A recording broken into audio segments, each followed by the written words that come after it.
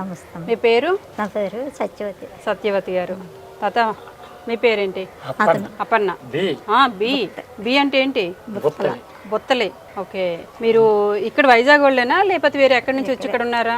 మాది పుట్టింది మా నాన్నగారు మా అమ్మగారు పోస్పేట రాగానేసి భోగాపురం తర్వాత విజయనగరం డిస్ట్రిక్ట్ అటువైపు మన శ్రీకాకుళం శ్రీకాకుళం సైడ్. మనం శ్రీకాకుళం డైరెక్ట్ ఉంటుంది. మీరు ఎందుకు ఇక్కడికి వచ్చారు? అప్పుడు ఎప్పుడో వచ్చేసాం మా నాన్నలు తీసుకుని తెచ్చి పిల్లలు. మాకు మ్యారేజ్ ఇక్కడే. అమ్మతో మీకు మ్యారేజ్ ఇక్కడే అయింది? నాన్నగారు ఏం చేసేవారు? మీ నాన్నగారు చచ్చిపోయిన తర్వాత ఏం చేశారని అడగలేదు. బతుకునేటప్పుడు ఏం చేసేవారు? అప్పుడు సారా వ్యాపారం. మీ నాన్న సారా తయారు చేసేవారా అమ్మేవారు? తయారు చేసేవారా? మరి సారా వ్యాపారస్తులు అంటే బాగుండాలి కదా. అప్పుడులో బాగుండేవారు అప్పుడు ఇప్పుడు ఏలకాయట్లేదమ్మా. మరి మీరేం చేశారు మా నాన్నగారి తర్వాత? డైలీ కూలి పనులు అవి చేసుకుంటారా? అమ్మా మీకు ఎంతమంది పిల్లలు? ఇద్దరు పాపలా? ఏరు ఎక్కడున్నారు?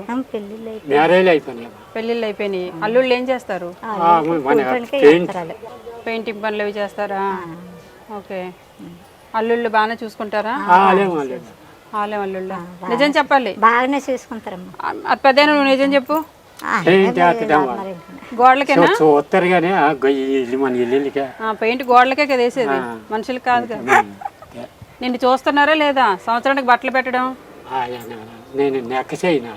వాళ్ళు పక్కన పెట్టి అంటే అంత బాగా చూస్తున్నారు అనమాట. మీరు బతకండి ఖాతరు చేయరు.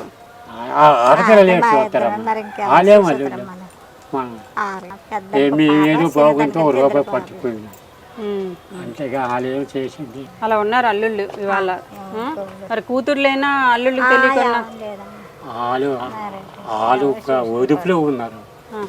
మీరిద్దరు ఏం పని చేస్తున్నారు ఇప్పుడు? నాని అక్కడికి వెళ్ళమ్మా.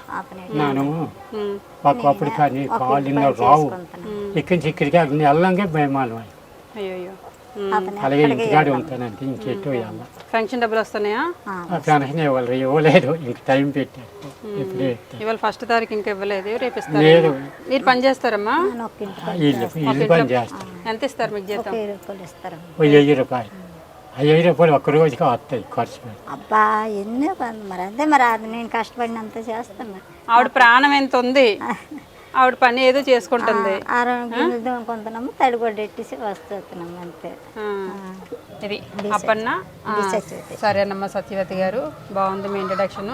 సంతోషంగా ఉన్నారు అనిపిస్తుంది. మీకు లోపల ఎన్ని కష్టాలు ఉన్నా కానీ అలా నెట్టుకుంటూ వెళ్ళిపోతున్నారు. ఇవి మీ సొంత ఇల్లులేనమ్మా?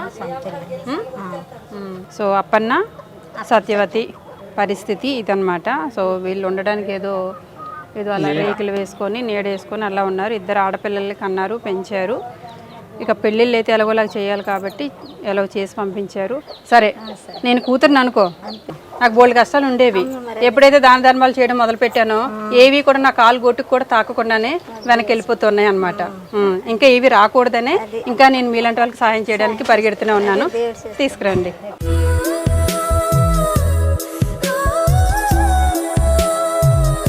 ఇవి 25 కేజీలమ్మా బియ్యం. ఓకే.